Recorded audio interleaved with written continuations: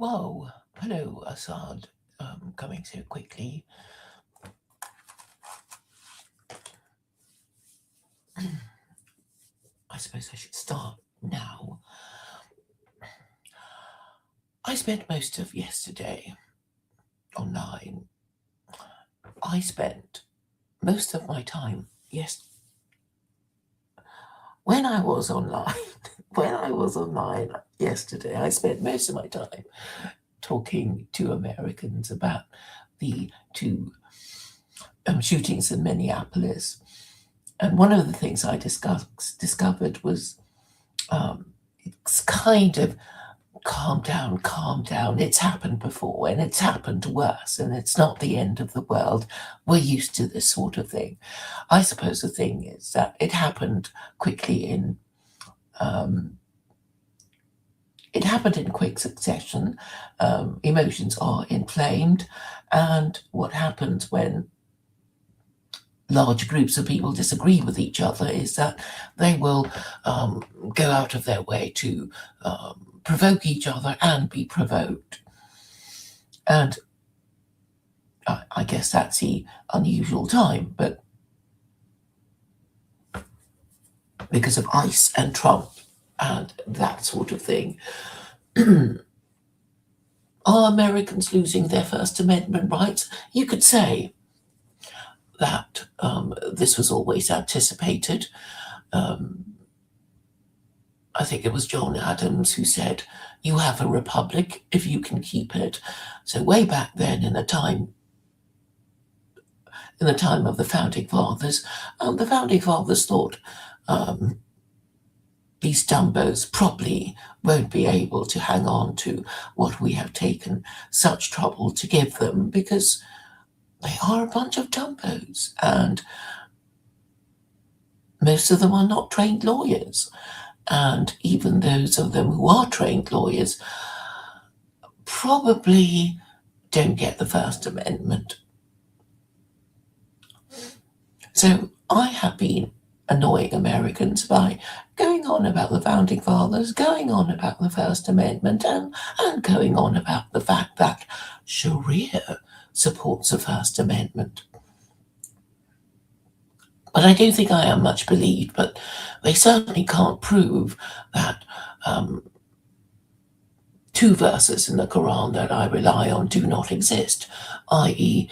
chapter 2, verse 256, that declares that let there be no compulsion in belief, truth stands clear from error, and the other one that supports it, chapter 17, verse 111, that says God does not need a protector, so no blasphemy laws, thank you. And the annoying thing about normative Muslims is that they do not talk about these verses. Even the ones who've been to madrasas, they don't talk about it because I guess they didn't learn about it in their madrasas. And they will be saying, "Who are you to tell us how to read our Quran? You're not even Muslim. You can't even read Arabic, but I can read English. And the English translation of my Quran does indeed refer to these two verses. And any good lawyer would tell you that if he or she is looking for divine support for the First Amendment, of course they're going to refer to these two verses that I just cited to you, chapter 17, verse 111, and chapter 2, verse 256. Now back to the issue of Americans losing their First Amendment rights. I think it would be a tragedy for humanity, because one of the things I take such an interest in America is because it is a global hegemon, and who but the citizens of the global hegemon are in a position to do something about their government. I mean, it's not going to be us non-Americans, is it? But what we non-Americans have is the ability to use the English to communicate with these English-speaking Americans, though quite often I do not think that we speak the same language. we may use the same words, but we do not seem to agree that they mean the same thing, such as idolatry.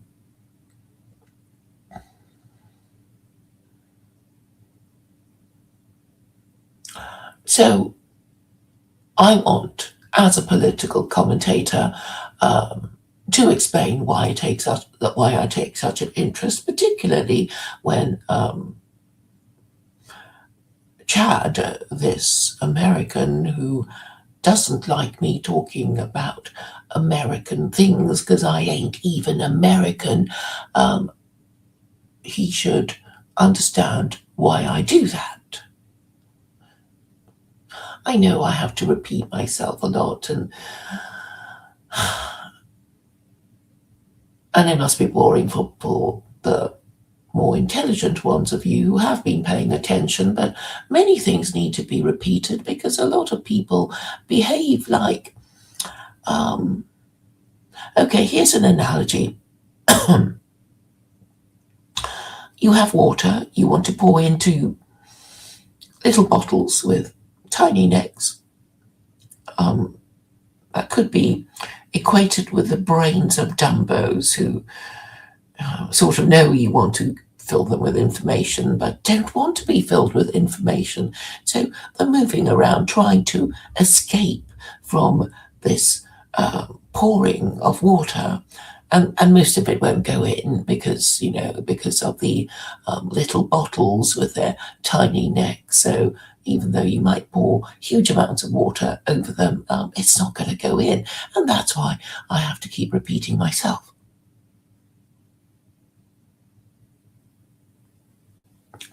Thank you for your encouraging words, Assad.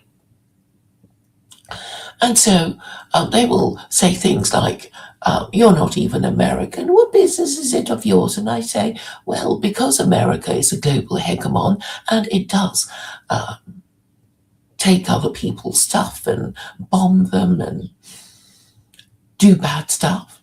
And if World War III is going to break out, which it looks like it will be because of American foreign policy. So I'm sorry, you Americans can't just say, "Oh, leave us alone. We're just ordinary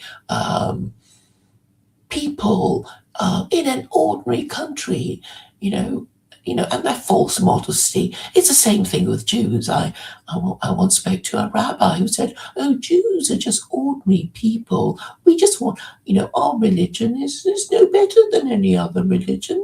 We just want to be like other people, so leave us alone." And it was just so outrageous, this false modesty. It would be like King Charles saying, "I'm just an ordinary British citizen, I just want you to treat me like you treat other citizens." It's like, no, you can't fool us with your false modesty.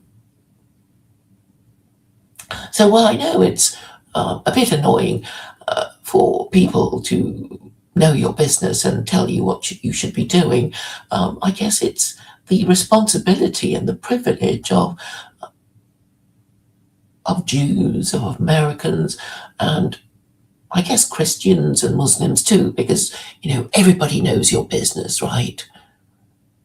They'll know your holy book, or presume to, and say, "Oh, according to your holy book, you're supposed to be doing this and not supposed to be doing that." And I can understand how annoying it is. But they do know some of your business, and they are trying to tell you something. So I'm just trying to process my thoughts on police brutality in America, and my memory is that black people and white people have always complained about police brutality in America, and I suppose it is particularly bad since the police are armed. So while other countries might complain about police brutality in their countries, it's just worse in America. And And because America polices the world and considers itself to be the policeman of the world and often invades other countries and stations occupying armies, they have brutal and sophisticated methods of dealing with people who don't like them and probably want to kill them.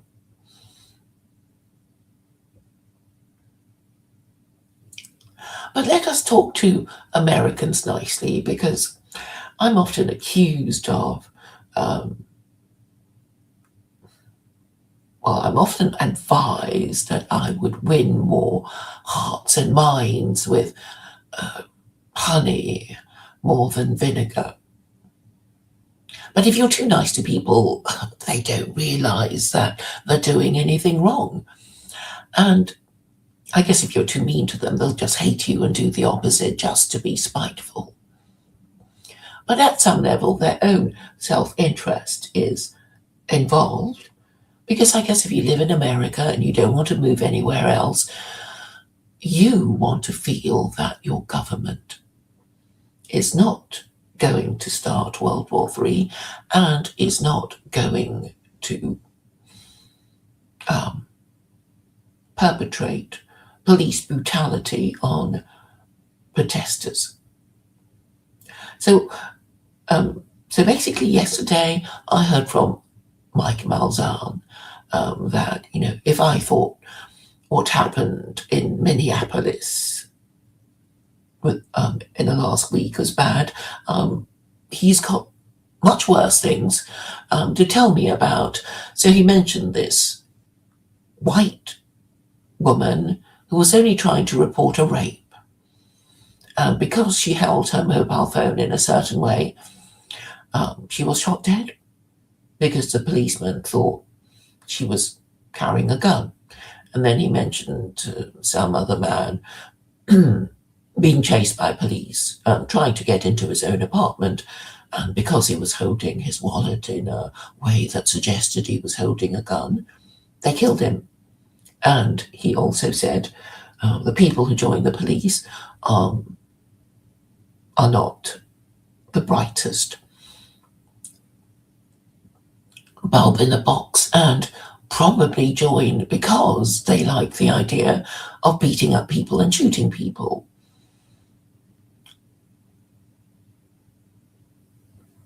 But if you don't protect these people, who's going to do the job of policing, right? So it swings and roundabouts, and of course it's going to be tied up with their First Amendment rights. I know some Americans would rather not live in such a violent society, but those of them who do are basically saying school shootings, mass shootings, and police brutality is a price they are prepared to pay for their Second Amendment rights.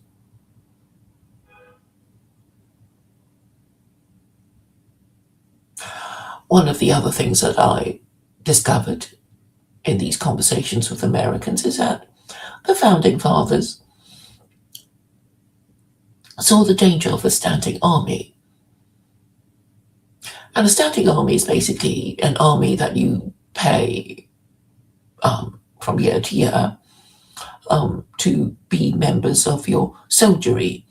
And we know the Founding Fathers really preferred citizens' militias because they knew that the moment you actually have an army, you'll think, oh, they cost me an arm and a leg. I might as well get them to do something useful while I'm paying them for their food and board and uniforms and whatnot. So why don't I make them go and invade that neighboring country or this neighboring country and make them useful? And so that eventuality was easily foreseeable by the Founding Fathers. They couldn't entirely rely on a citizens' militias because they're not trained soldiers. So I think they were doing something like, we will have a standing army, but not a big one. because these Americans are so warlike, and because they had to conquer, most of North America, they did, after the American Civil War, acquire a bigger and bigger army. And once they had that, they just couldn't resist using their army against the Spanish and the Mexicans, and then eventually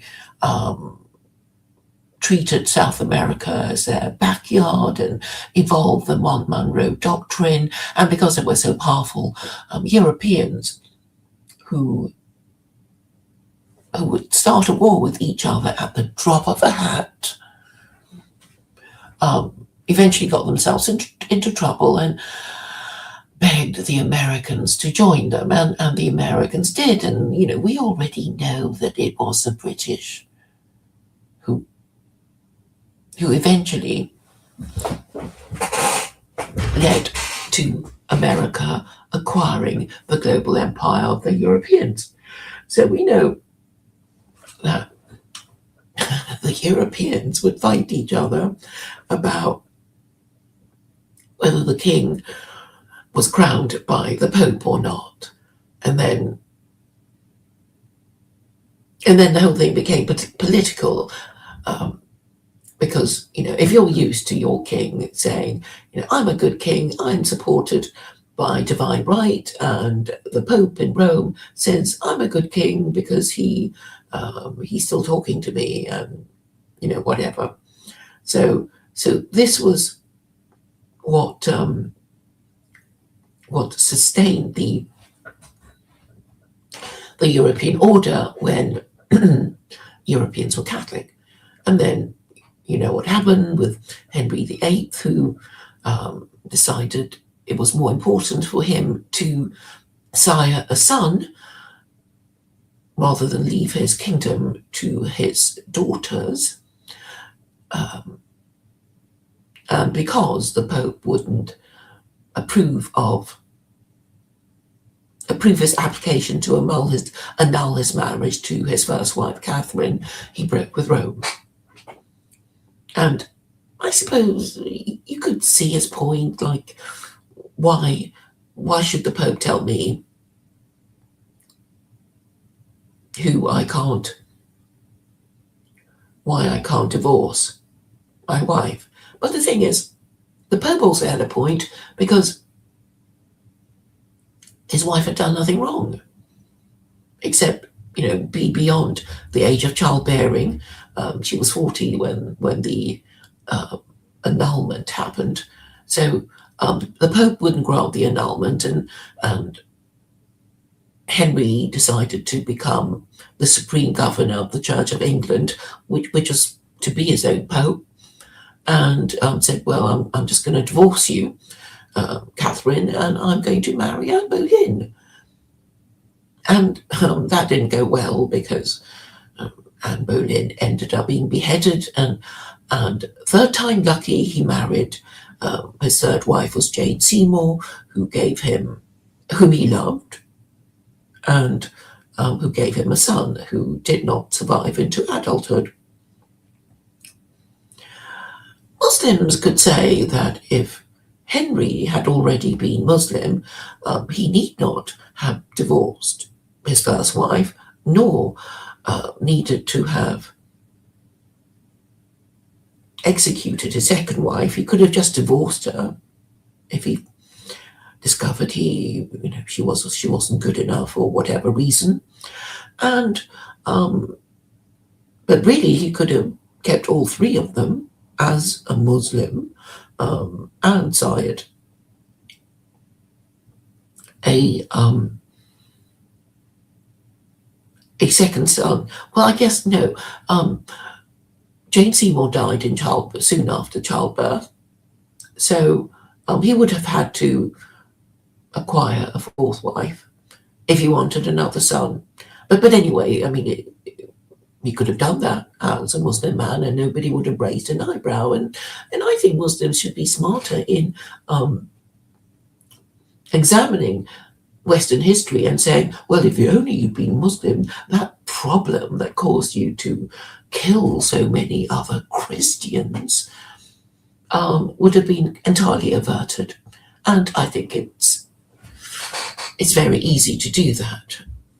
I say that as an amateur historian. I didn't get a degree in history, but I think these narratives are very helpful.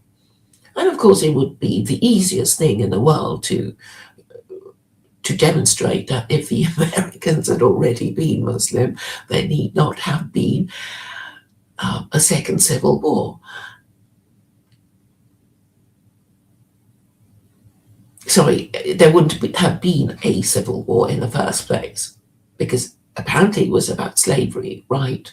And if these Americans had been nicer towards each other, um, they could have easily agreed to disagree and not ban slavery, because although Allah banned a whole bunch of things, he never banned slavery. And when humans take the trouble to ban slavery, they are exceeding their remit. They are going ultra vires and forbidding what God has not forbidden and exceeding their power. So, and we sort of know that the welfare state is out of control and they don't know what to do about it. They could easily say, well, we'll just have to restore slavery. It was never banned because it is because of the burgeoning welfare state that we have to import so much foreign labour to pay for the welfare state, instead of making the people already in our country work and not claim welfare and make workfare, which is making people who receive welfare benefits work for it. And obviously slavery is the most efficient form of workfare. So I think the American story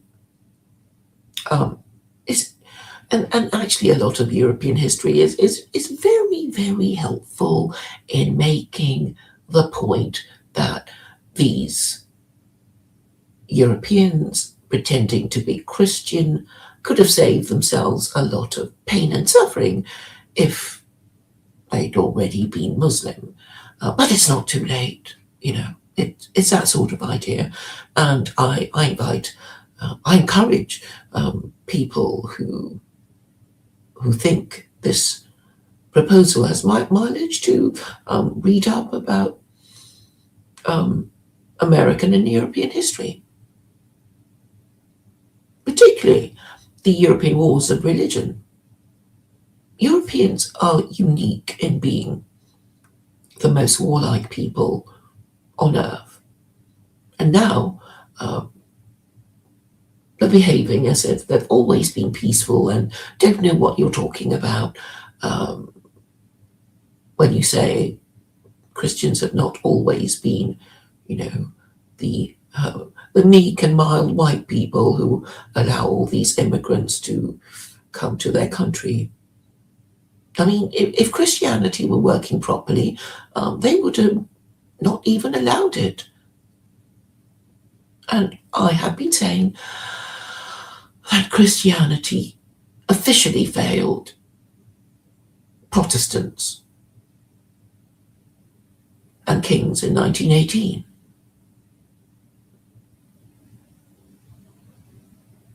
So one of the things I've discovered is that 1530 was the last time the Pope crowned any king in Europe.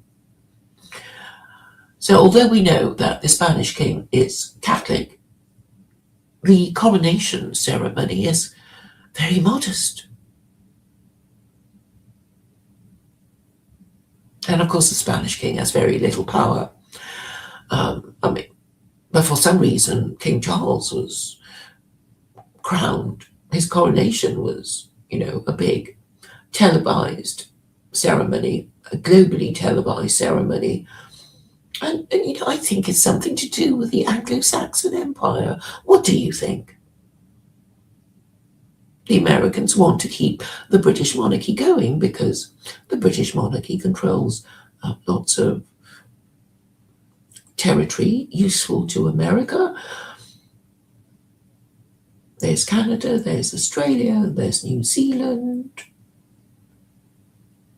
And we know that Trump has been repudiating the deal that Keir Starmer had been making last year with the Chagos Islanders and the Maldives.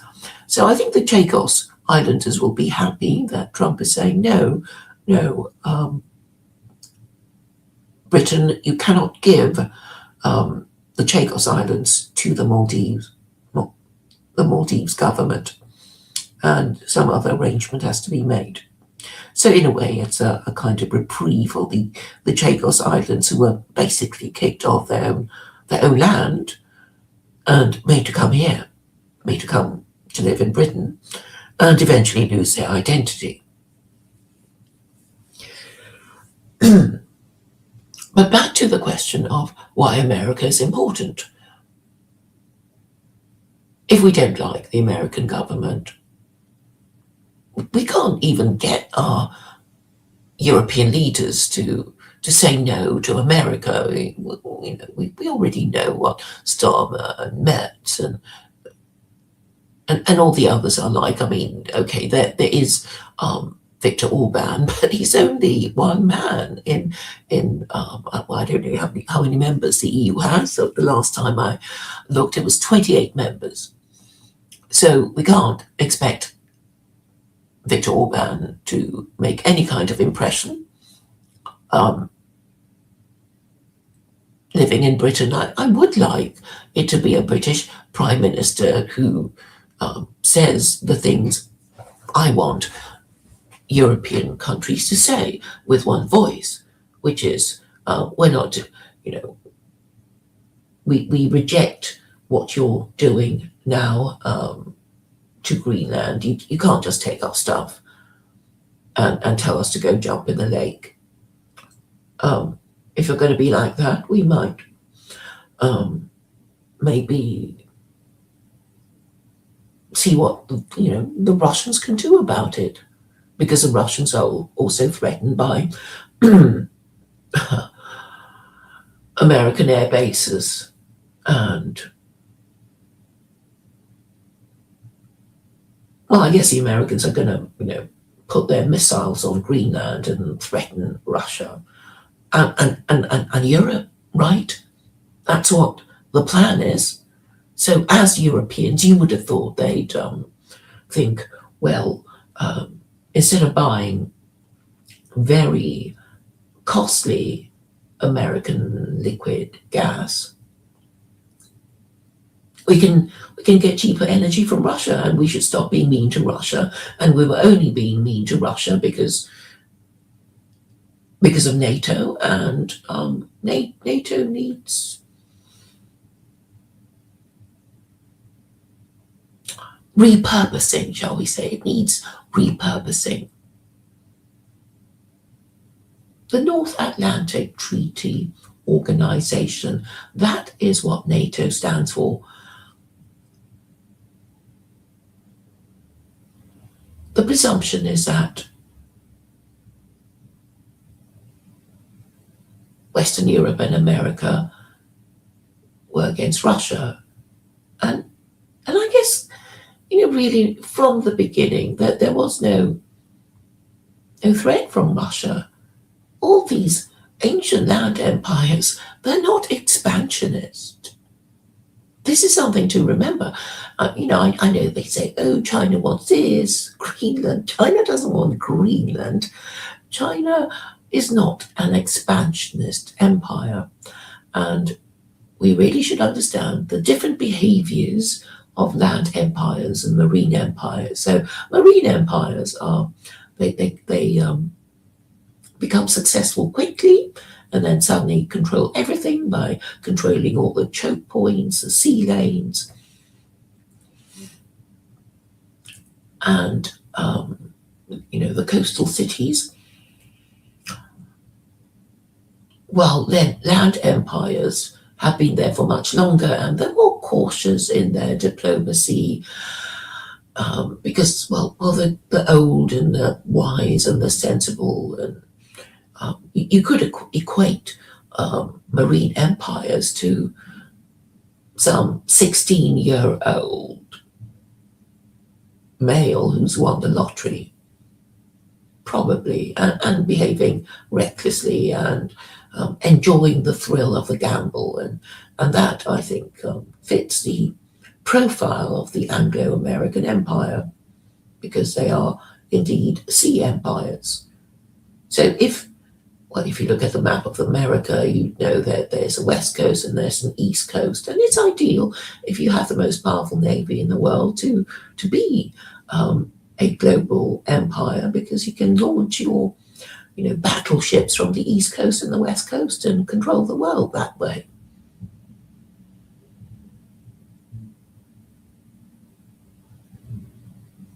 So what can Americans do about their government? Well, I'm saying there are so many founding documents. There is so much advice given to them by the founding fathers, who easily anticipated all this. So they basically said, do not involve yourselves in the crazy wars of the Europeans, who will fight each other at the drop of a hat and will try to get you to pull their chestnuts out of the fire, as Britain did in both world wars. And really, if the Americans had been thinking straight, if they'd been thinking about their origins. So I discovered that the white people of America are more of German stock than they are of British stock. And also, the Anglo-Saxons were really Saxons. So their origins were Germany. They were Germanic tribes on the continent who settled in England. I suppose you could say none of that matters anymore, because we all speak English. But we should still bear in mind that the Saxons were Teutons, and the Anglo-Saxons were, once upon a time, Saxons living in Germany as German tribes. And anyway, they're all Christian, and anyway, they're all white. So what are they fighting about? Well, nothing really. They're just being competitive for the sake of it, for their small-minded concerns of empire building that has caused Europeans so much suffering and disruption, as well as the rest of the world, because obviously you would involve your colonies when you are fighting each other, and thereby turning a European conflict into a world war. So the Europeans do have a lot to answer for. But sadly, these white people, they really understand their own history. They don't understand the burnt and bloody history of Christianity, and they're probably not prepared to accept these narratives from me, but I don't necessarily have to be the only one telling them these things. After all, there are plenty of English-speaking Muslims living in Europe and America, and they could be using the arguments I am using to persuade their fellow Americans and fellow Europeans, couldn't they? I think these arguments are easy to make. Would all these terrible events of these terrible wars have happened if if all these Europeans were good Muslims living under Sharia? No. If these Americans had already been Muslim when they arrived on the Mayflower, that they would have acquired America more easily without killing so much of other white Christian people. And we also know that America is a land of cults, and it's because America doesn't have an official religion, because the founding fathers just knew they couldn't use Christianity as their official religion, because it would cause all these white Europeans to fight each other, because although they were all Christian, they just didn't get along. And they had fought the European wars of religion, and probably quite a lot of them had had enough of it and were quite happy to not be fighting more wars of religion, even though anti-Catholic violence in Philadelphia is a matter of recorded history. But talking to E. Michael Jones, who is this Catholic intellectual that I often speak to, we know that, his point is that everybody should be Catholic, because look what the Protestants have done, that caused all these, terrible wars of the Reformation and World War I, World War II, and they've allowed the Jews to take over. And that's basically his point. The Inquisition will make America great again. I think that is his unstated position. But that would mean America becoming a Catholic monarchy. And I don't think, however dumb we think Americans are, that they're not quite dumb as that. And who would they make Catholic monarch anyway? Although the Pope is currently American, Americans won't be able to ensure that every Pope from now on is also American. And even if they did manage to do that, Catholics of non-American Catholics would become suspicious of the Pope and reject Catholicism in droves and convert to Islam. So, knowing the lie of the land, America might as well adopt secular Quranism with American characteristics. And I'm saying it literally would solve all the problems that the founding fathers foresaw. So we know that the Americans, even though they were all white and all Christian, they just couldn't get along with each other. They just couldn't. So the industrial North didn't get along with the agricultural South. But if the Federation were a bit stronger, they could have imposed federal supremacy and said, look, the Southerners need their slavery, and the Northerners could just carry on using free labor. But anyway, we're not going to ban it, because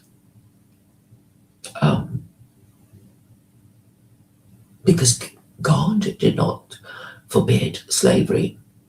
And obviously slavery is a very useful institution, because how else did these Europeans get across the Atlantic if they weren't able to sell themselves into indentured servitude, which is basically promising whoever is paying your Atlantic crossing a number of years of your labor to pay for your Atlantic crossing. So, I'm afraid there is no escape from the historical fact that slavery was what made America great, and not just the slavery of black people, but the slavery of white people. And I know people are going to say there are two different kinds of slavery. Yes, Yes, there's one way in which you willingly sell your labour, you willingly commit yourself to indentured servitude, and the other kind when you're just in your country minding your own business, and these invaders came in and captured you and sold you as slaves. Yeah, okay, there are two kinds. And who are we to just unilaterally abolish slavery? There is a verse in the Quran that says Muslims are not to ban what God has allowed or allow what God has forbidden. So that's easy enough. I understand that, the Anglo-Saxons are very proud of having banned slavery. But it would be like being guilty of forbidding what God has allowed and allowing what God has forbidden. I guess there's a long list of sins of the Anglo-Saxons if you want to, look at their history. But it can all be resolved with secular Quranism. So back to the America's perennial problem of, all these different states and all these states, holding on to their identity as a state and not wanting the interference of the federal government. And I'm saying you can actually have a loose federation of different states still officially under one nation, and you could all be interpreting the law in your own different ways. So I proposed secular Quranism with Californian characteristics, secular Quranism with Iowan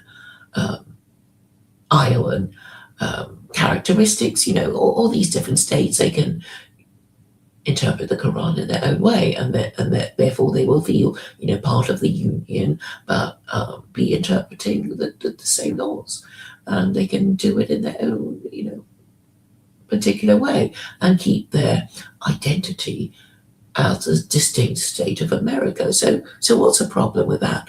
And I'm saying the same principle could apply to the member states of the EU. And really, the Russian Federation could do the same thing too.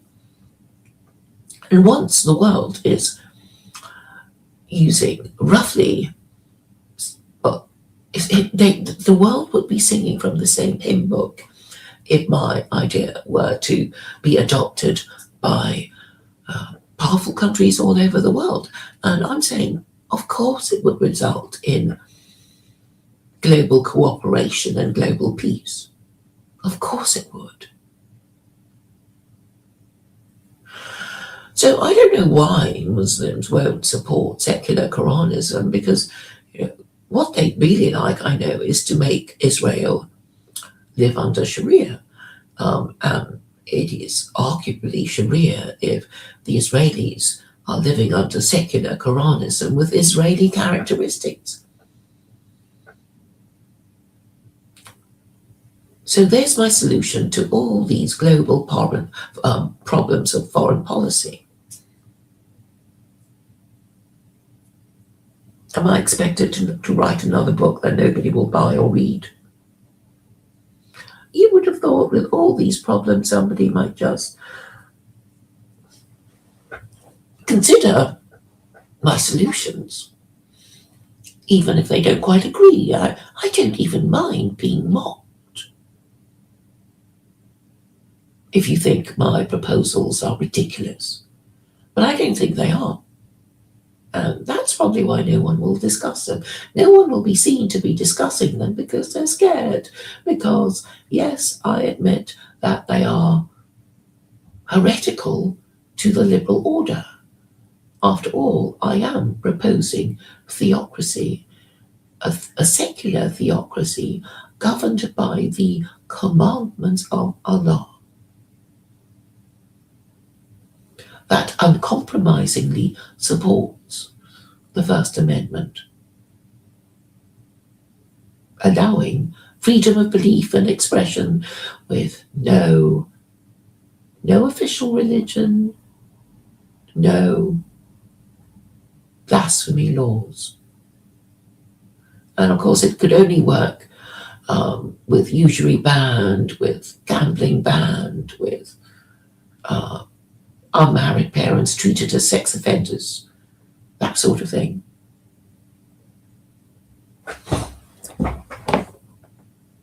Jim Belden, hello. Is it Happy Australia Day?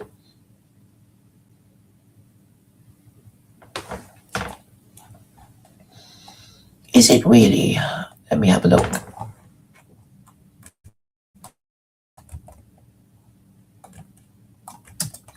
I know it's very hot there.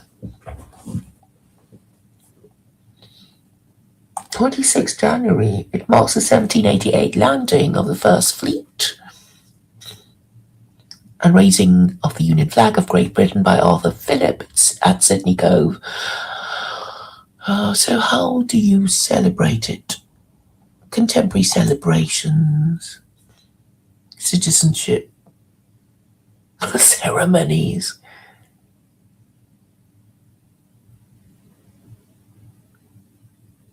All these foreigners, right? Non-white Australians.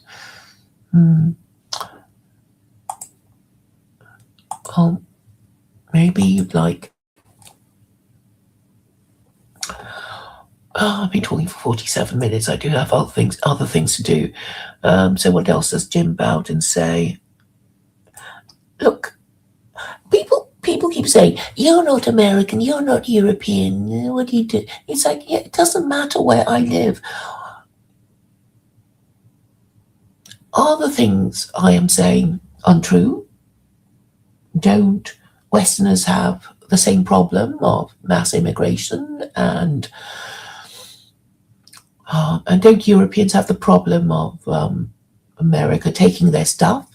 And don't Australians have a problem of not having an independent foreign policy?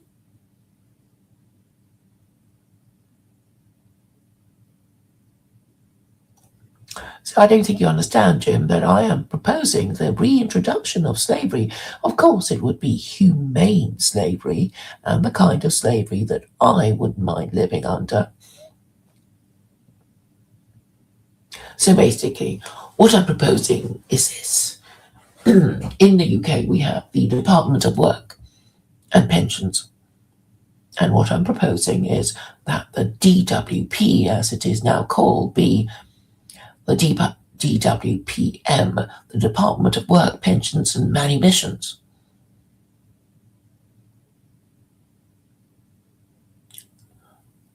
So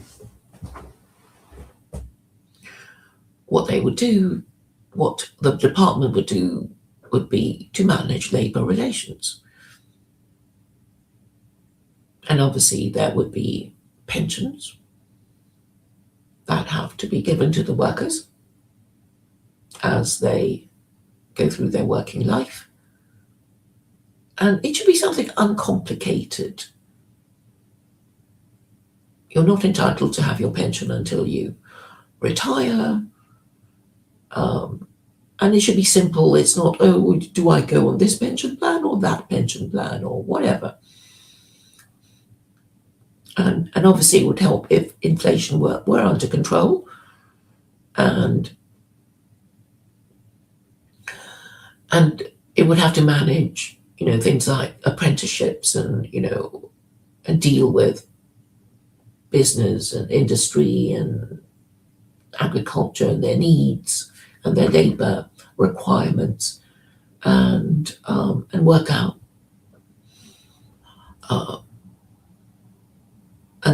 and supply labour to people and organisations who need labour. And okay, so the slaves who all have the right to be manumitted, right? The slaves you'd have to train them. The training and education in the UK is terrible. education could be improved, high standards of literacy and numeracy, um, no more co-ed in secondary school, people just learning stuff properly and not being progressively dumbed down and told to, have told the different ways to have recreational sex with each other before they're even at the age of consent. It is insane and evil. So yeah, lots of things need to be done. Um, so how will the slaves be managed? Uh, every slave will have an account with the object of obtaining manumission. The government would own the own the slave in the sense that it would hire the slave out, and the hirer of slave would pay the government, and the payment would go towards the manumission of the slave concerned.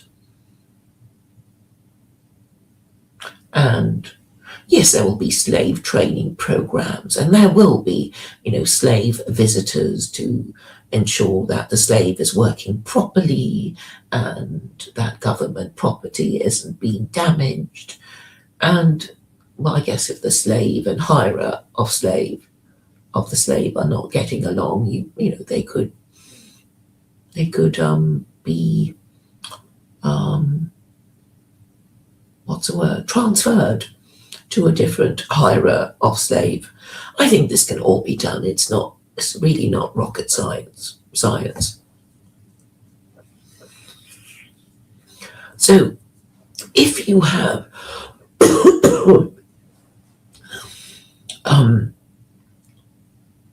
these conditions that are transparent, then people would know what to expect. And so people wouldn't be,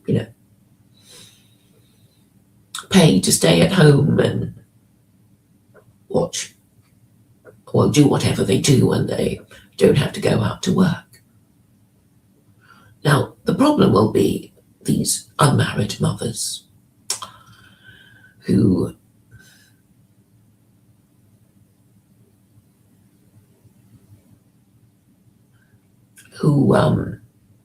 whose existence might be a burden to others. They don't parent their illegitimate offspring properly. But I think some of you will know of my idea of A, B, and B plus schools.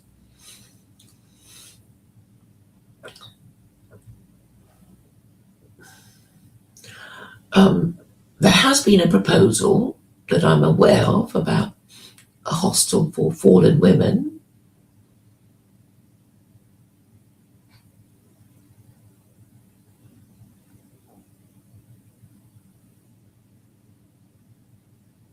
So, where would we house them? I guess we would house them, in some kind of purpose-built. I mean, they won't be having any more children, right?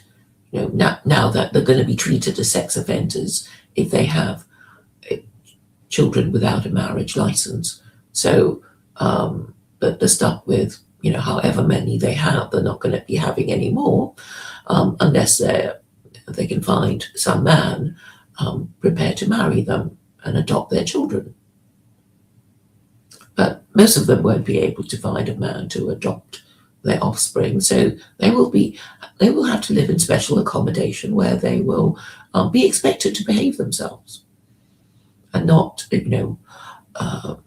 allow their children to be delinquent and criminal and deal drugs, etc. So there would be, specially designated areas, right, for these unmarried mothers rearing their children in fatherless homes, particularly if they are who are in charge of school age children.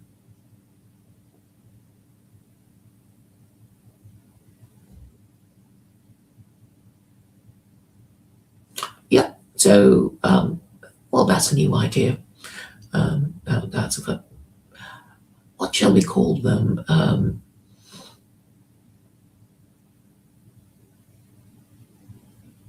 Single mothers residential homes.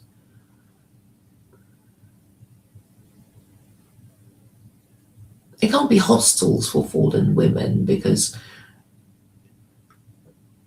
well, okay, there will be this presumption that they can look after their children, and then I suppose once they're all in one area, you can put them out to work and do useful work in the community, and then they can police each other for uh, behaviour.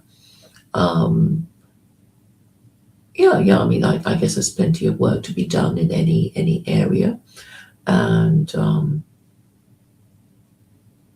they can be sort of monitored to see if they are repentant unmarried mothers. Um, Maybe they can. Well, I don't know what sort of work they might be suitable for. Well, yes, I suppose the usual, waitressing and um, working in shops and oh yes, brothels. There would be licensed brothels. So some of them might want to be, some of them could be cleaning ladies. Some of them could work in brothels and gyms and be the usual women's work, but they would have to live in supervised accommodation, shall we say, particularly if they are in charge of school-age children. So I think all this can be managed perfectly well once the political will has been generated to um, implement the social and moral reform of the West.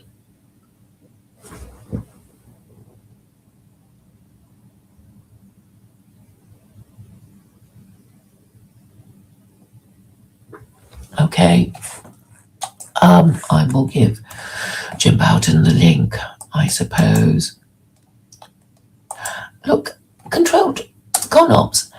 Nobody's going to marry some woman with the bastards of some other man in tow unless they're perfectly behaved, and they probably won't be, right?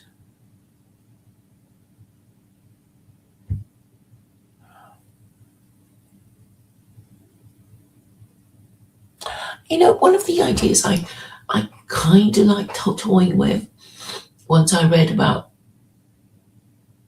um, geishas in Japan is that we could have geisha houses. They're not brothels. I mean, yeah, brothels would be brothels, but geisha houses would be, a man would go in and there would be all these women making themselves pleasant to him and pouring his tea or beer and laughing at his jokes and that kind of thing.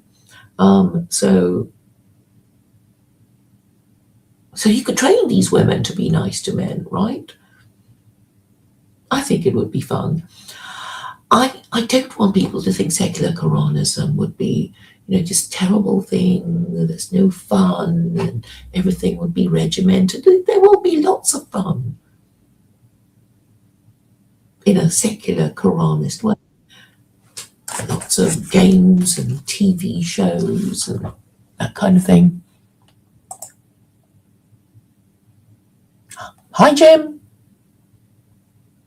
You're muted. Hello, can you hear me? Yes, I can hear you now, Jim. Thank you. How are you? Long time no hear, no see. Yes, it's been a while. Happy Australia Day, Jim. Yes, it has actually. It is now 13 past 8 here in Sydney. And it's not, yes, it's 24 degrees Celsius. Yesterday it was 38, a scorcher. Aha. Well, you can walk out. Not only the heat, but the humidity kills you. Hmm. You know, And how have you celebrated Australia Day? well, barbecue, the usual with the family. I had a few friends come over and just normal things. Hmm. It's not a it's a cool day, so we jumped in the pool. Well, the kids have anyway. I haven't. I'm too old for that. Huh. and, and yes, it's quite good. Yes, Hmm. and they're all over there. I'm shouting, and I said, look, give me a break. I have to go back to work, and then I got you on my YouTube. Feed. Hmm. Yeah, there you are. Yes. So, So, well, yeah, go ahead. We can talk about anything and everything, I suppose. oh, I thought you had something to explain. You were saying. Well, yes, all right.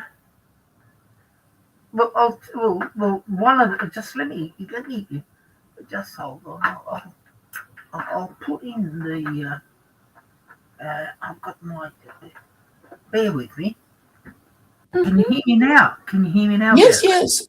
I think you sound the same. Oh well, you sound much more clearer. All right. Okay.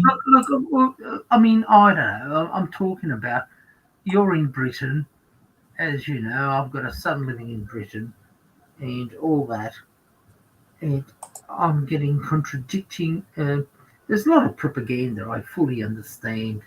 People have different views, different angles, different uh, explanations. But Britain, as I Hmm. understand, particularly, is gone. It's when I say gone, in terms of ethnicity. British, when I say British or English, are no longer, for example, in London. Only the very few reach in Mayfair and Kensington and all of those opulent, very, This very. was years ago. Yeah, yeah, yeah, London became a non-majority, non-white city. yes, yes. And to me, as a white Christian Catholic, is a disaster. Do you understand my point of view?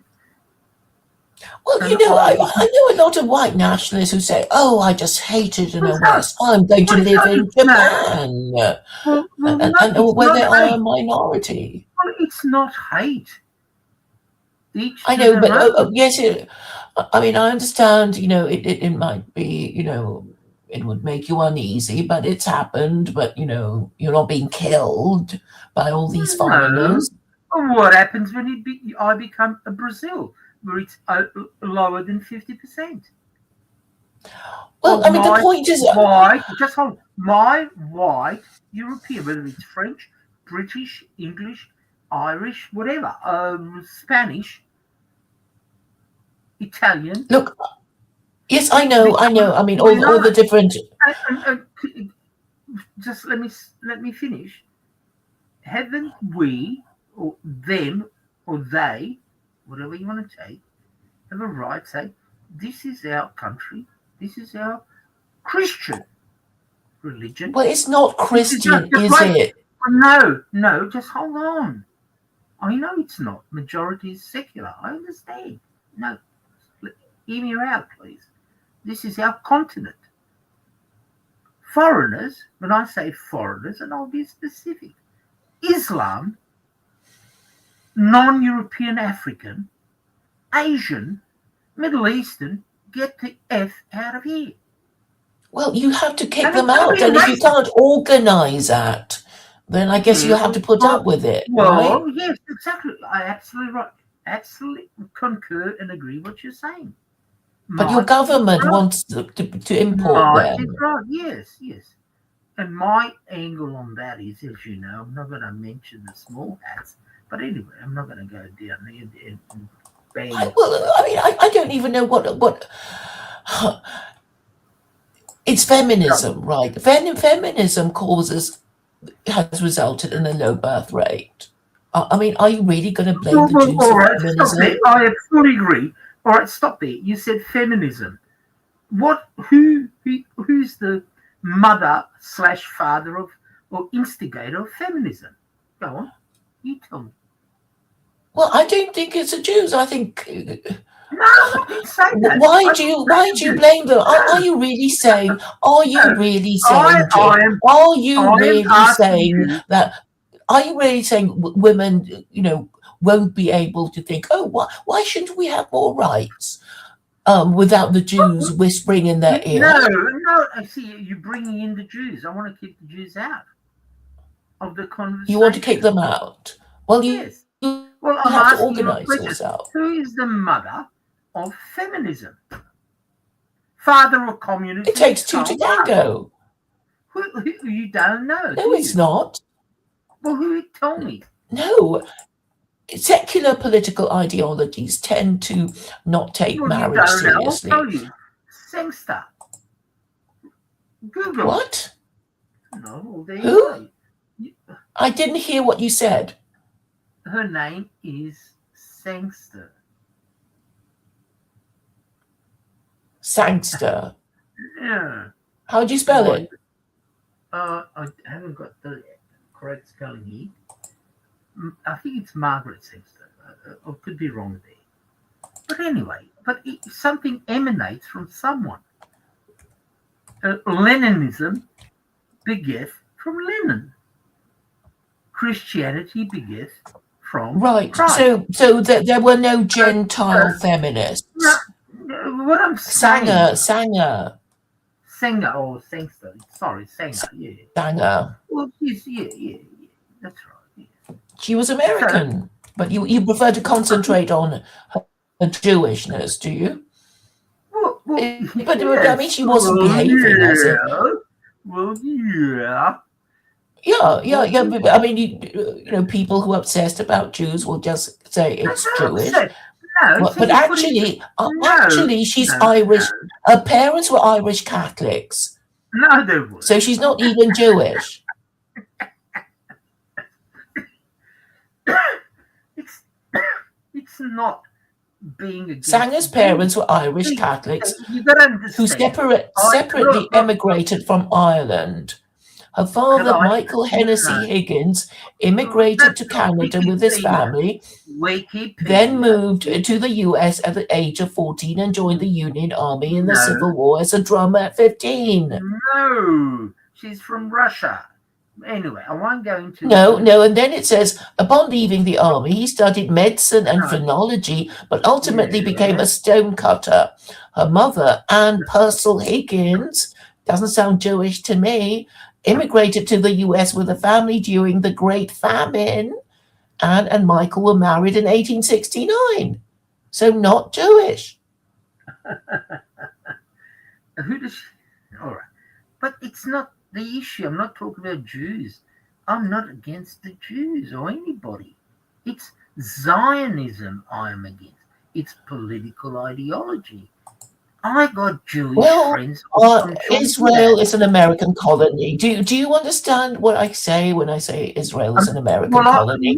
The British have their no, eye on it too. no. How can Israel be an American colony? You don't think the British were proud of themselves when they acquired the Palestine Mandate?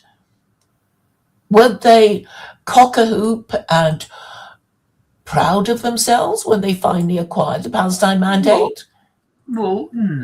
You got to understand. Well, okay, you Churches. weren't alive at the time, but why do you think they acquired it? I mean, they could have said, no, thanks, we don't want Israel. But instead, they No, have a hymn that, the hymn Jerusalem. no, Do you know the hymn? no, no. Do you Just know the just hymn called no.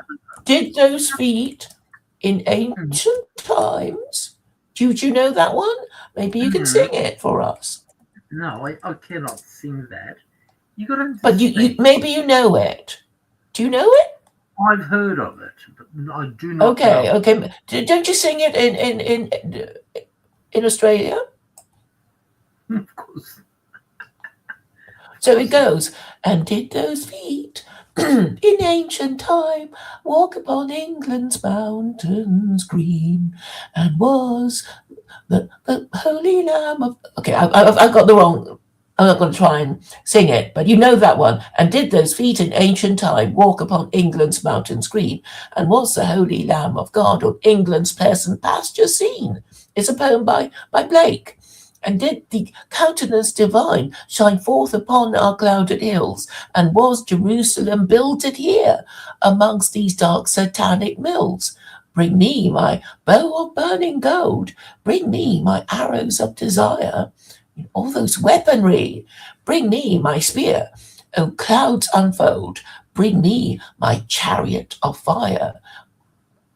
And a chariot is only used in battle. I will not cease from mental fight, nor shall my sword sleep in my hand, till we have built Jerusalem in England's green and pleasant land.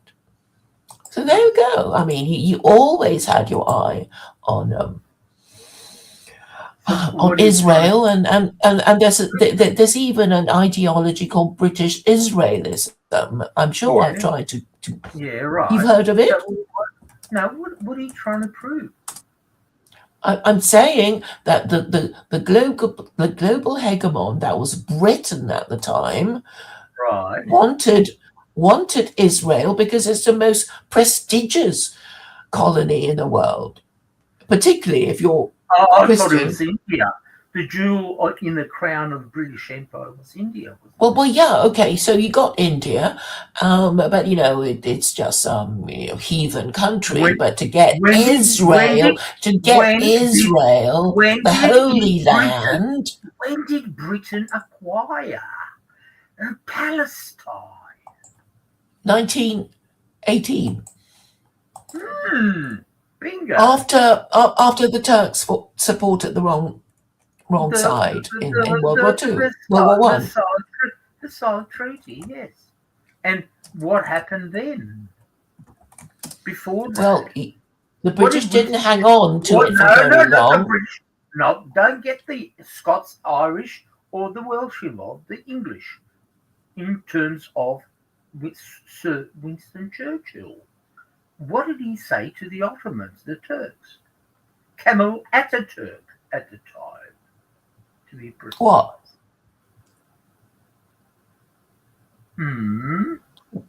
You tell me. All right. So he, being British and a diplomat and a double swindler, he said during First World War, like he said to the Australians, you colonials, New Zealanders, Canadians and Aussies, you're not even British. You're scum of the earth, colonials, fight our wars. And get your sons fight at Gallipoli, which was a total disaster, instigated by Sir Winston Churchill. Let's go back. Let's go to the Boer War in South Africa. 1899, 1902, 3-year war between the white, Dutch, Christians / Protestants and the British. The first concentration camp wasn't by Herd HH, it was by Sir Winston Churchill in South Africa, where all the men, all the women, and all the children were concentrated in the concentration camps. Interned like the Americans have interned Japanese, and how the Australians have interned Italians and Germans in Cowra, which is about 400 miles away from Sydney. What is your point about the Boer War? And the point I'm trying to make is as follows. Britain, in terms of Sir Winston Churchill has promised that if the Ottomans go on the side of the Allies, I'm talking about First World War, 1940, 1980, you will have the control of Palestine. the same time, we're talking about the Rothschilds and the Balfour Declaration of 1934. Yes, what is your I've got point? the point, and I'm landing my plane, is they're playing the double game. They've Who is churches, playing what double game? Britain, personified in Sir Winston Churchill. He has caused the trouble and he's given to the Rothschilds. And Is he Jewish? Is Churchill of Jewish? course he's not. He's Harrow's Okay. head. You're saying he works for the Jews, right? Well, he was in debt. You haven't learned. Yeah, okay, but fundamentally, Churchill was Gentile. You had a terrible prime minister. The British had a terrible prime minister who was a warmonger. Some people have said because he performed so terribly in Gallipoli, he just wanted another chance to restore his reputation and be this great war leader that he clearly never was during the Gallipoli campaign. Okay. Redeem So himself. what's it got to do with the Jews? It had nothing to do with the Jews. He let them in. Are you justifying? It was Cromwell who let them in because he Excuse me. wanted to borrow Excuse money me. from them. No, not that's 15th century. They were banished from 1215 till Cromwell. They were banished in 1290. Yeah, 19. All right, I missed by 4. 1290 by Edward I, the Yes. Edict of Expulsion. Yes, and they Okay. were welcomed back by Cromwell, Oliver Cromwell. Yeah, because he wanted to borrow money from them to finance his campaigns in Ireland. Yeah. So are you saying we should ban usury? Should we ban usury? Of course we could. Okay, good. Well, ban it with Sharia. Thank you. Thank you for your kind support of my plan. If you want to ban usury, you can only ban it with Sharia. Let's talk about, or since we're talking about Israel / Palestine, 1948. Please explain. Was it just? Sorry, what do you want me to explain? Well, is it legally or morally justified that 750,000 Palestinians, the inhabitants, were displaced in 1948? Yeah, I'm sure, they're going to complain and their imperial overlords will just say, well, we can kick you out of your own country, and this is what we will do. Do you know what they did to the Chagos Islands? Do you know what the British did to the Chagos Islanders? No. You do know that, right? The British came to the Chagos Islands and kicked out the Chagos Islanders. No. This is what imperial powers do. They come to your country and then they kick you out of it. Yes. Are you saying no? I'm absolutely right. I'm asking you, Claire, your knowledge of history, geopolitics, were the Jews under Balfour Declaration, can they justify 1948 and the Akbar 750,000 Palestinians? Was it that I'm asking you, not Churchill, not history, your knowledge of history. What's your subjective, personal judgment? Well, these things happen, right?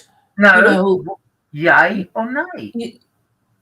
Right? The point is, it happened, right? Yes, it happened a while back. These things happen, and the British did nothing about it, right? I mean, the point is that the British did nothing about it. I'm not asking you for a historical explanation. I'm asking. Yeah. So I mean, what are Jews in other parts of the world? What are they supposed to do? It's very simple. No. The point is that. Do you concede and justify 1948 after the destruction of the Second Temple in? Well, I'm certainly not going to deny that do you justify, Israel was founded in 1948. Yeah.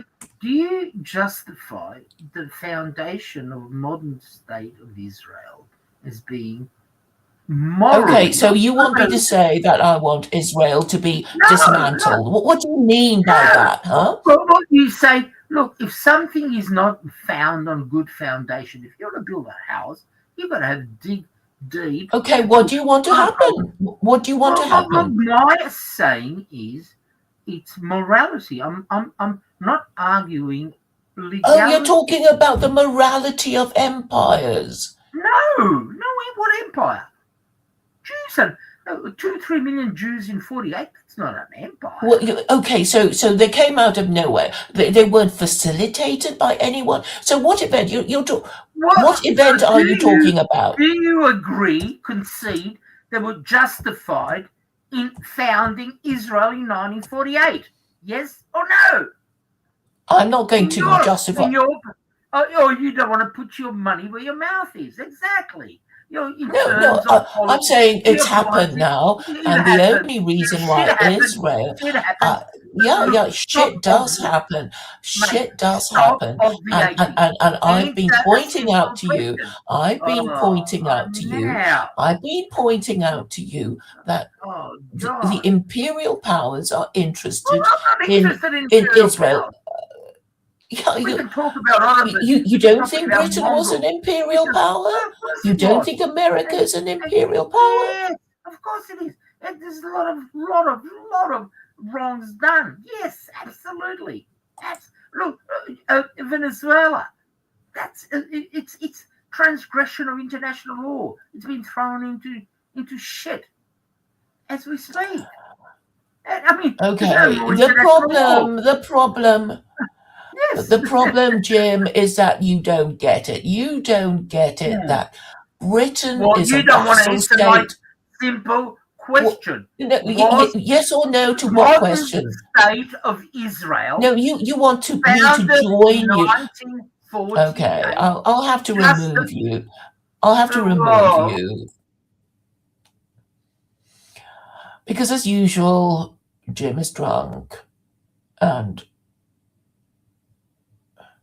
he doesn't get it that Israel is a jewel in the crown of any imperial power, particularly if they're Christian or Muslim, because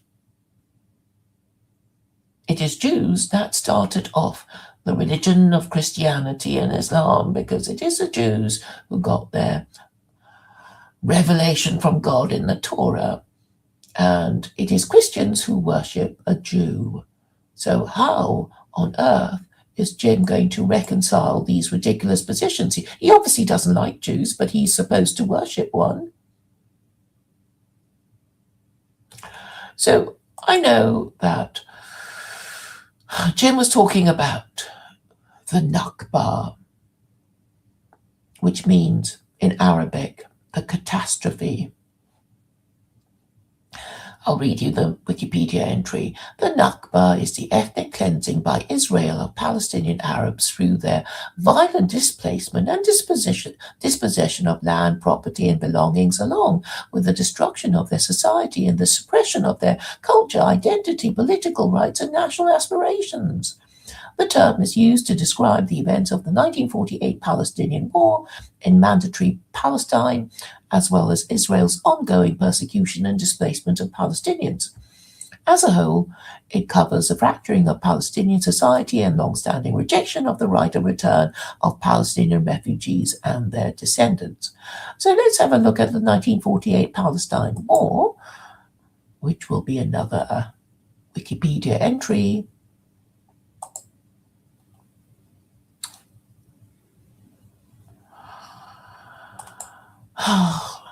The 1948 Palestine War was fought in the territory of what had been at the start of the war British-ruled Mandatory Palestine. It began as a civil war between the Arab and Jewish communities following the United Nations partition plan and became an international conflict with a declaration of the establishment of the State of Israel. So I guess the Jews would say it was an Israeli war of independence.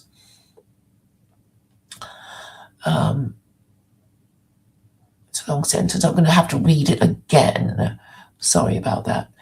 The Palestine War The 1948 Palestine War began as a civil war between Arab and Jewish communities following the United Nations partition plan and became an international conflict with the declaration of the establishment of the State of Israel, the termination of the British Mandate, and the entry of the armies of neighboring Arab states into Palestine.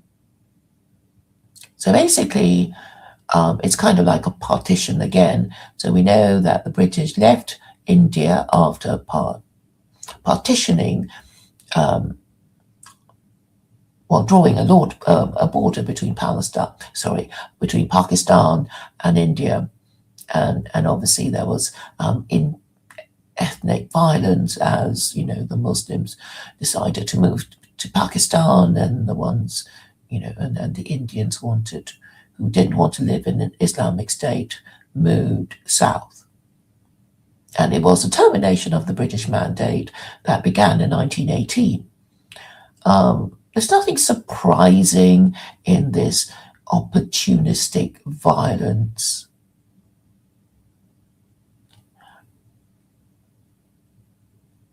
So obviously, the Jews in sufficient numbers in Israel, it was inevitable that they would want to declare a state of independence. But of course, it's not really independent because Jews, being small in number, would not be able to remain in situ without the support or cooperation of a powerful Gentile empire. And before the British had it, it was the Ottomans who were Muslim.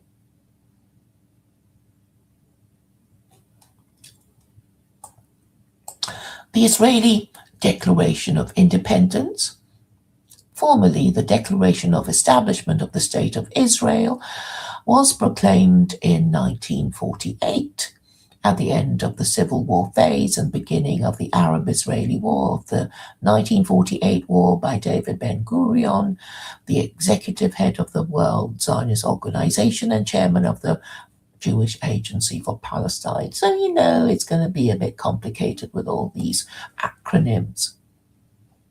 It declared the establishment of a Jewish state in Palestine, or the land of Israel in the Jewish tradition, to be known as the State of Israel, which would come into effect on the termination of the British Mandate at midnight that day. See, I didn't know all these details before. While celebrated in Israel as Independence Day, a national holiday, Palestinians view the day as the start of Nakba, or catastrophe, marking the mass displacement of Palestinians and the loss of homes and lands, and commemorate it annually on the 15th May as Nakba Day. So 14th May for the Jews and 15th May for the Muslims. So why does Jim care so much about Israel? I don't think if you are Christian or Muslim that you could sort of not care about it. And obviously you'd care about it if you were Jewish, because it's all part of your story, right? Out of Egypt into Israel, is the story of Moses. So whether they actually acknowledge it or not, they will go on about Israel, even atheist Westerners, even atheist Jews, because it's fought over territory, and really it's a religious war that they dare not, that is not openly declared. I'm of the view that, if it's really a religious war, we should at least discuss theology. Okay, I'll read what Konops has been saying. Some Arab communities were expelled, and after the Arabs declared war and attacked.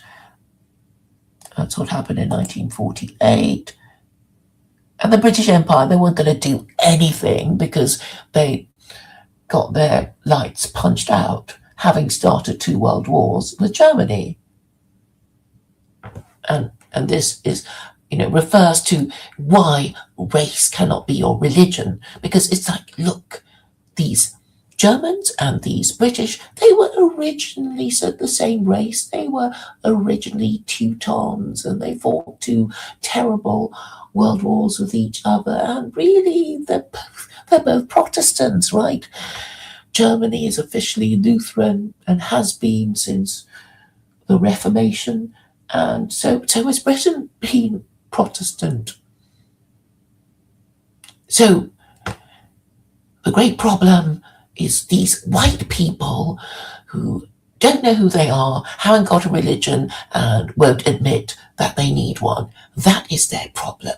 And that is why every day I talk to these confused people who don't want to listen to me and are basically sick people, traumatized people who can't come to terms with their trauma. And in order to come to terms with their trauma, they have to admit that they have been traumatized. And who wouldn't be traumatized by being forced to believe in nonsense by their absolute monarch? Or be faced with the horrible fate of being burnt at the stake as heretics, which is what Europeans used to do with each other. And I'm sure Connops will agree with me that if you're going to work out whether Christians killed more non-Christians than they killed each other, the latter is the case.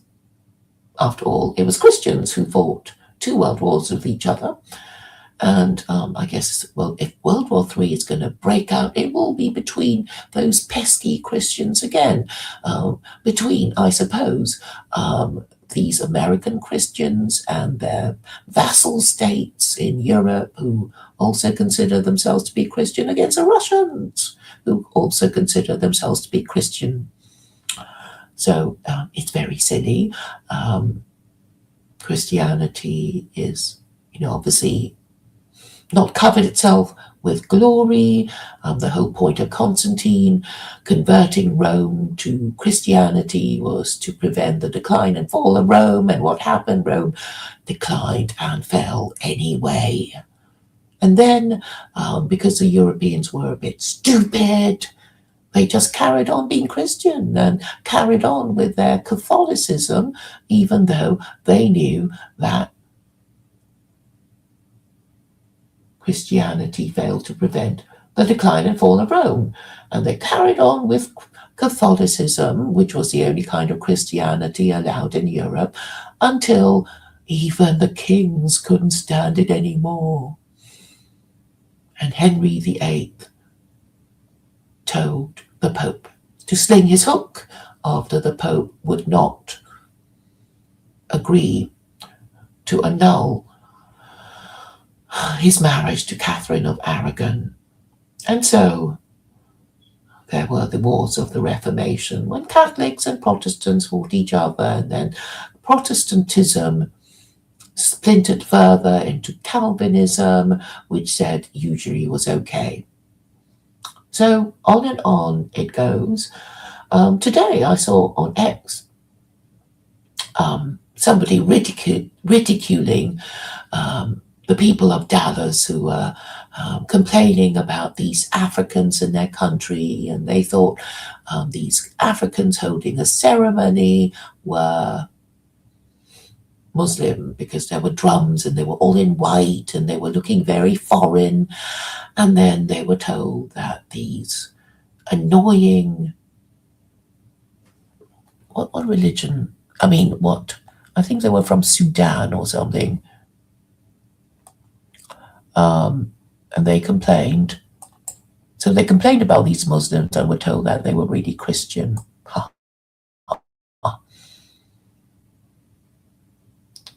And the thing about Christians is that they have no, uniformity. They have no uniformity of ritual.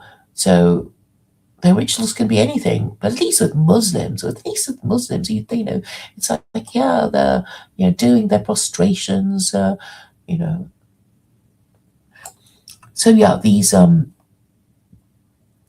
people of Dallas were complaining about an Ethiopian Orthodox Christian procession, not an Indian or Middle Eastern event. But I guess, I mean, this leaves them open to being accused of being racist, right? It's like those brown people and their, endless displays of their culture. We just were sick and tired of those things.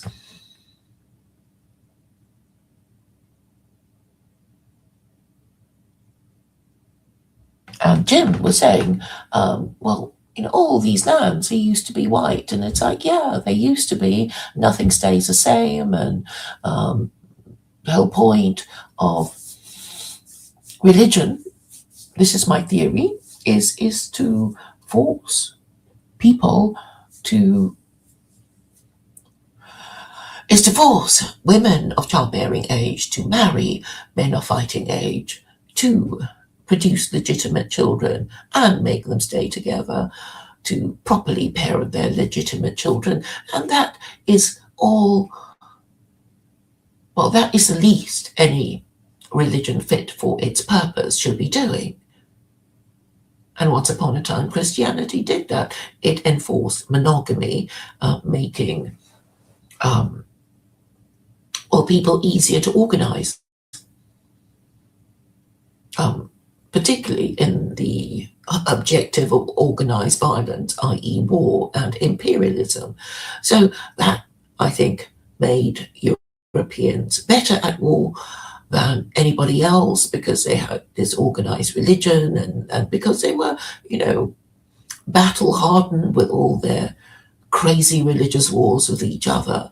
And some of you may know that there is scientific progress after every war because each party to the war will have discovered new and more efficient ways of killing each other, which will be incorporated into the next war. And that's why Europeans are so good at war and so good at science and and the technology of killing lots of people very quickly. So there you are. That explains Western technocracy through their terrible religion of Christianity, which made them fight endless wars with each other, improve their science and technology of killing each other, which could, I guess, in peacetime be repurposed into, doing nice things. So with regard to the military-industrial complex of the West, it's all kind of mixed up. Krupps in Germany, they make weaponry, but they also make, nice things like coffee machines and probably cars. And we know Boeing, they make passenger planes to take you to your holiday destinations, and they also make fighter jets. So, it's all mixed up. And what ordinary people want is a more peaceful world. And I'm saying Sharia is the answer.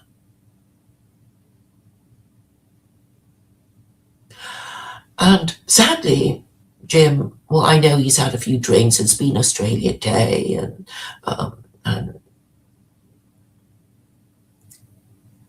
I think he blames Jews because he doesn't really believe in God. So he was the one who told me that Catholics can be atheist and communist as well as, actually believing in God. So he was saying that Catholicism is just a cultural brand and has nothing to do with the contents of the minds of the Catholic, who don't believe in anything particularly. I mean, I guess if they believe in anything, it's either democracy, which has been indoctrinated into them since they were old enough to be indoctrinated with it at school, or they are members of the dissident right who reject liberalism. But they haven't yet arrived on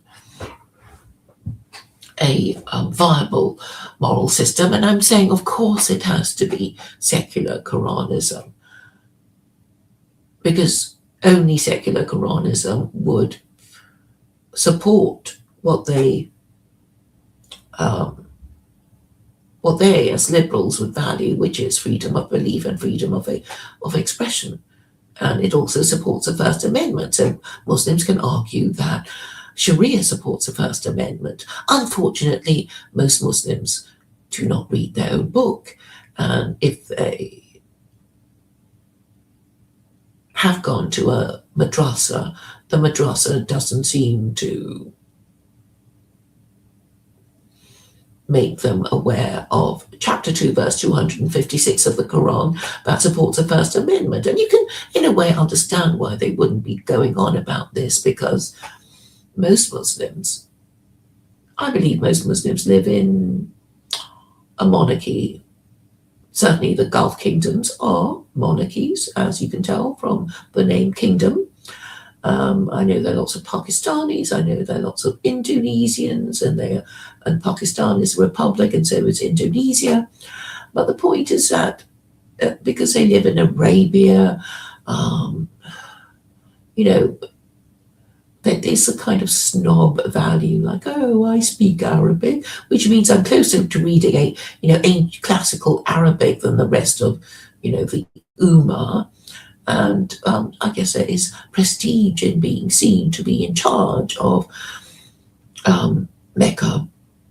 So Arabs will always be, considered the, oldest, most ancient kind of Muslim, in the same way that Catholics will always have the prestige of being seen to be the most ancient kind of Christian, even though, these individuals, most of them, don't even care about their religion, and they only, say they're Catholic because it's a religion of their mum and dad. So all these ideas are swimming around in the confused minds of Europeans, and they basically need to stand still and let all these facts settle in their minds. So I was saying that, Jim keeps blaming Jews because I think if you're atheist, you're just going to blame, things that you can see, right? So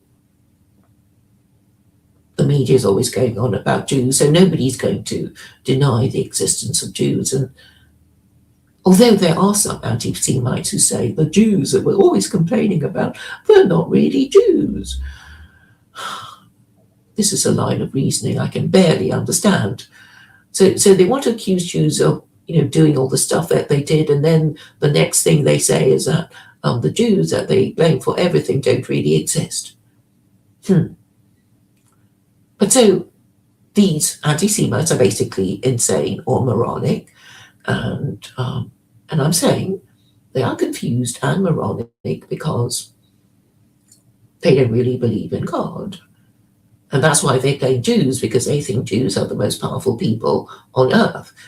If they didn't blame Jews, they would blame the government, and then probably they don't want to blame the government because they might have heard that people deserve the government they get, and they don't want to blame themselves. They, want to blame others for their mistakes that they didn't themselves make. They'll blame, Jews or foreigners or Muslims or their parents even for starting to blame their parents. It's like, what do you expect your parents to do? That's stupid too, right? I mean, everybody goes along to get along. And, if they're saying these boomers had a wonderful time, well, why would you expect boomers who had a wonderful time to do anything? Did they really expect these boomers who, enjoyed so much of Western civilization to start revolutions? Of course not. So in order to correct themselves, these Westerners have to actually entertain the idea that God might exist, and therefore so they can blame God, right? They can blame God for, oh, why am I suffering? And then any reading of their scripture would tell them that they are suffering because of their sin. And then they can ask themselves, oh, we never did anything wrong. No, they wouldn't. I don't think they'd be that stupid. So I guess they'd have to go through the list of the no-hike laws. And the first no-hike law is the prohibition against idolatry. And if they'd been listening to me at all, they would have heard me say countless times that Christianity is idolatry and they have broken the first and second commandments. So that's where they went wrong.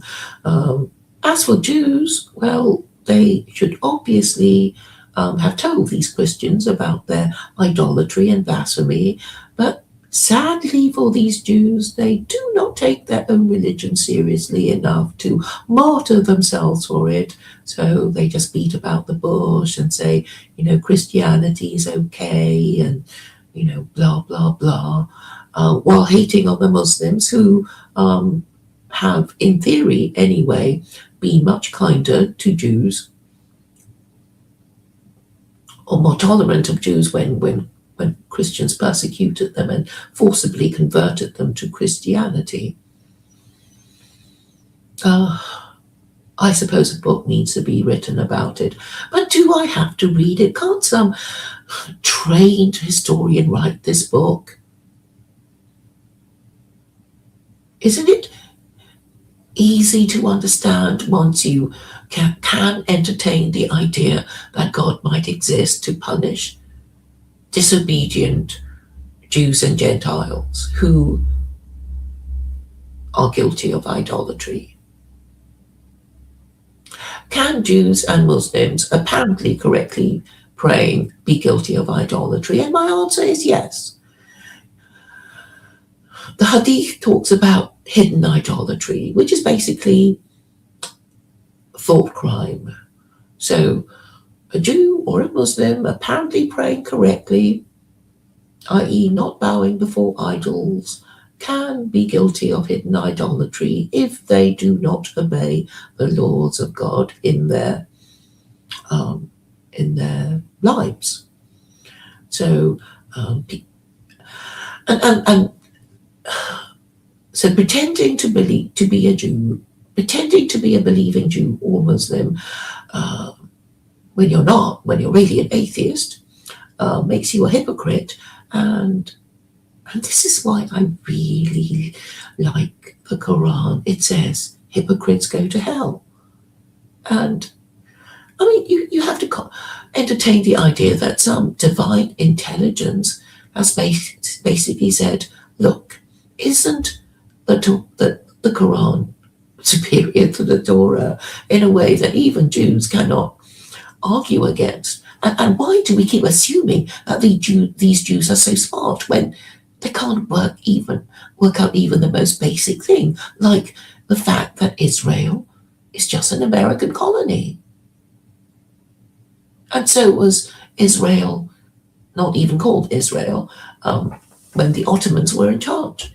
So Jews on their own cannot live in Israel without the cooperation and support of a Gentile empire. And America is just using Israel as a testing ground for their latest weaponry. That's what it's useful to the American military-industrial complex. It's not religious. Now, I tried to explain British Israelism to Jim and said it's a pseudo ethno-religion that the British government created to get British people to go and live in Israel. So the idea is to make these people think that they are one of the lost tribes of Israel and then go and live in Israel and fight the Arabs and keep an eye on the oil and international shipping, which Britain then controlled. But unfortunately for the British, after picking two fights with Germany in World War I and World War II, they couldn't hold on to the Palestine Mandate. So they had to go. And when they went, obviously the Jews already there decided to take the opportunity of founding their secular state of Israel. And of course, America had to interfere because it saw the potential of controlling international shipping and having the world's most prestigious colony. So that is the reason why everybody's obsessed with Jews. You would expect Jews to be obsessed about themselves and saying, it was every day, why, oh, why, oh, why were we chosen? What were we chosen to do? And why, oh, why does everybody hate us? And Christians who have the most powerful empire will be asking themselves, why, oh, why do Jews still control us, even though we are the global hegemon, right? This is these questions that swim around in the heads of these confused anti-Semites. And of course, these Muslims, it's like, well, why are Muslims the eternal victims of Western imperialism? It's because they don't follow their own book properly and live in absolute monarchies which makes them afraid to interpret the Quran as they, in a way that is in harmony with truth and logic and historical fact. So the Sunnis talk about the four rightly guided caliphs, and this means that the rest of them were not rightly guided, and that's why the caliphate crashed and burned. So it is not too late for them to follow it correctly, but I think America could follow it correctly and make good all the evil things, repent of all the evil things it has done, nuking Japan twice, using Israel as a weapons testing ground, using the Holy Land as a weapons testing ground.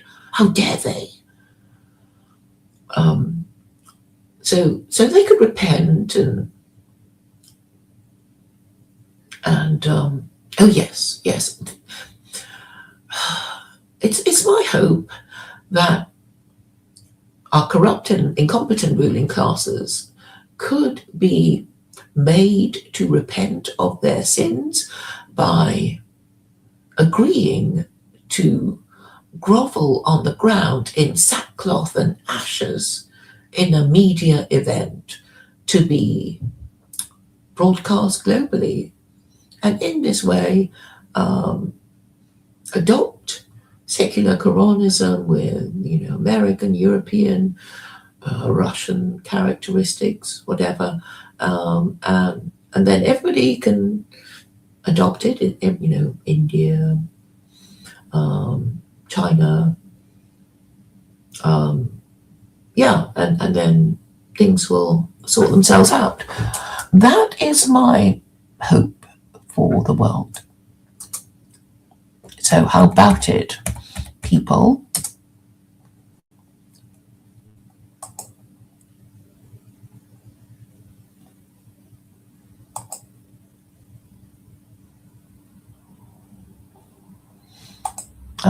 What's happened to my thing?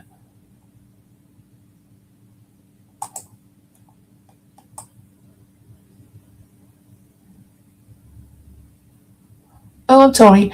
I finished what I'm saying. I'll just go through what Connaught has said. He said 55 to 70% of single mothers will find a new partner in their life. How do you know? How do you know?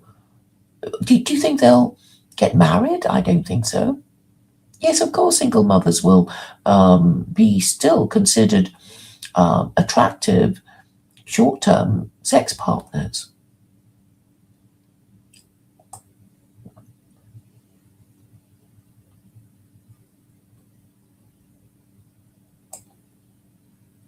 So I think I've answered Jim Boughton's question about Nakba and the state of Israel. Why are you saying that I've been cowardly, Jim? Maybe I've already dealt with your question. Okay. Yeah, I'm sorry I missed you, controlled Conops. But maybe I should be getting on with my day.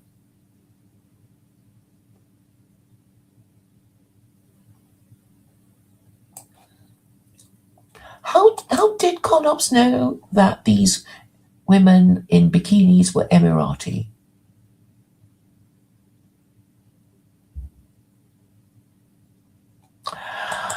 Dr. Mengele talks about Israel being founded on terrorism. The thing about terrorism is it's a poor man's war.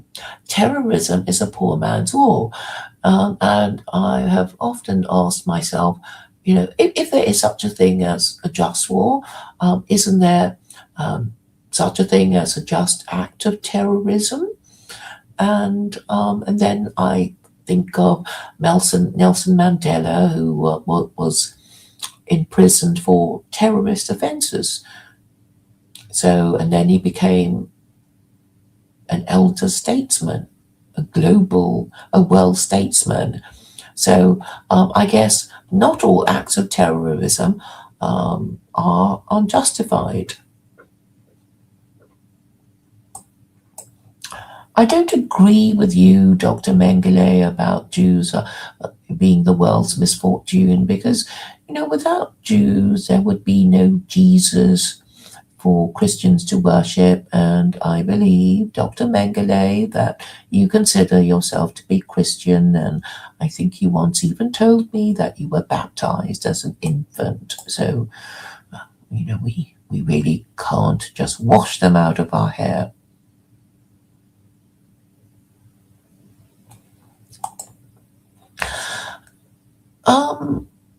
I don't think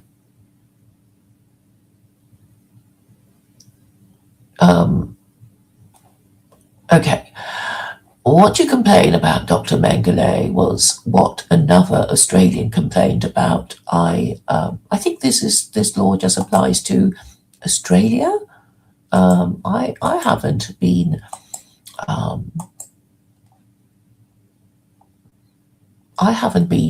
voicing any anti-Zionist sentiments. In fact, I am known for pointing out that Allah is Zionist, and I am also known for posting a link from the Tablet magazine arguing to this effect.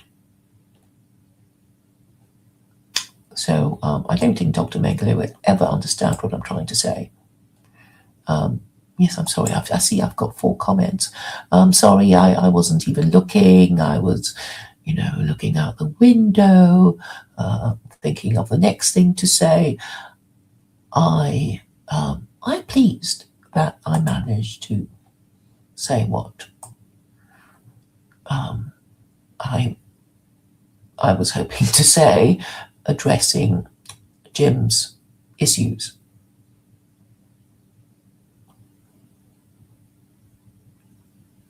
Okay, nearly 2 hours. I've gone on long enough.